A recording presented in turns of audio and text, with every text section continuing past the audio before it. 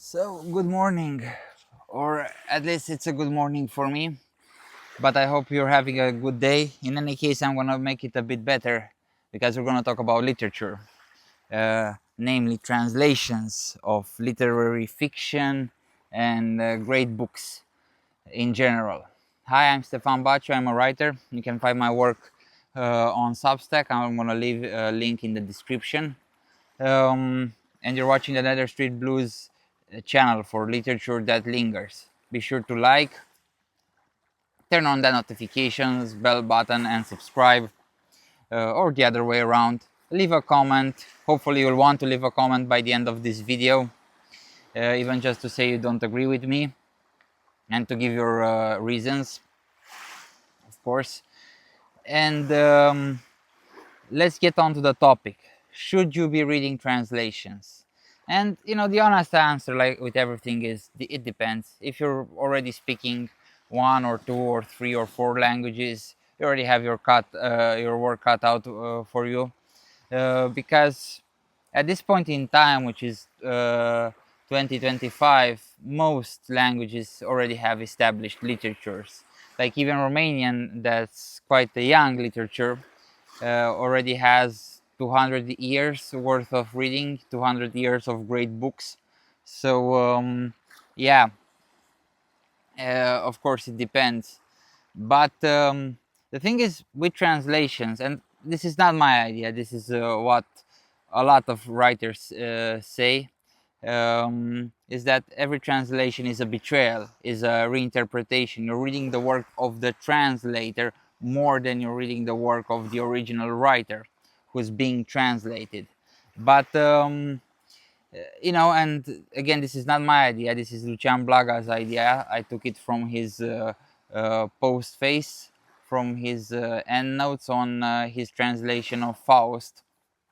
And he says the following thing: all literatures begin with a translation, that of the Bible. Of course, he's speaking about Western literatures, not about Eastern, where we have, or even ancient literatures, the way before the Bible was compiled as it is now.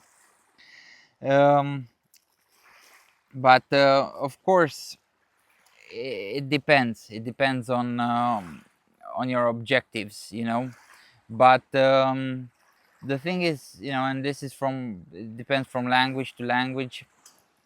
Some some authors, some books, they just don't translate well in a language. Some translators don't do a good job, especially when nowadays, when all translations have to be done fast.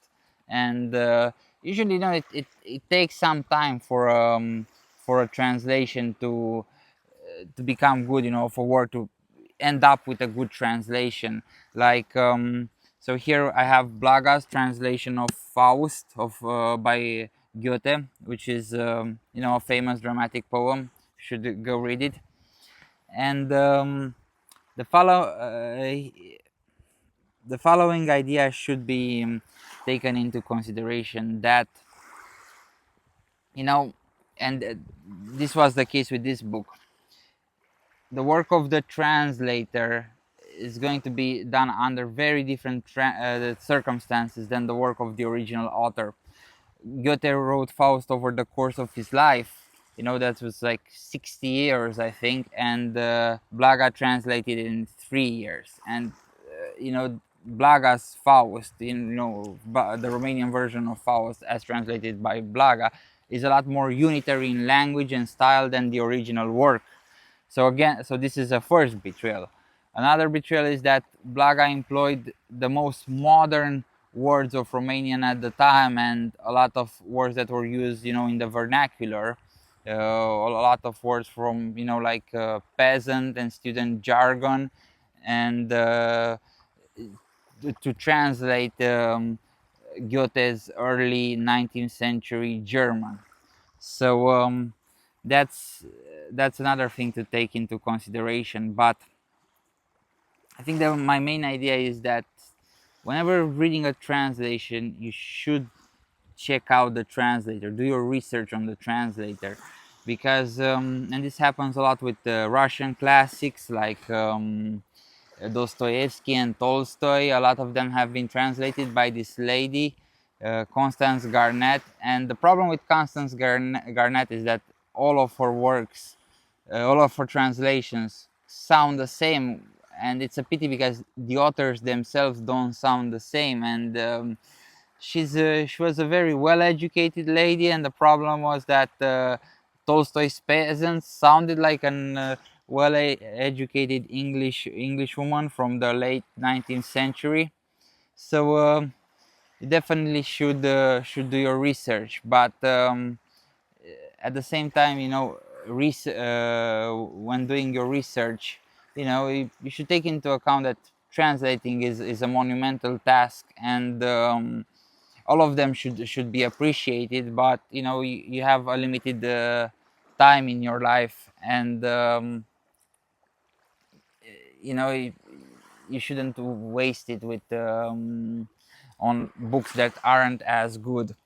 And you know, I'm gonna end this by saying that that with translations you're getting in on the joke but you haven't heard the joke, and this is how I feel about a poet I'm currently reading in English, C.P. Cavafy. He's a Greek modernist poet, very good stuff, but and I got this from the preface because I don't speak any Greek myself, or don't read any Greek myself, better said, is that he doesn't translate that well in English, and he has a lot of internal rhymes and rhythms that cannot be rendered in English as they were originally written in Greek.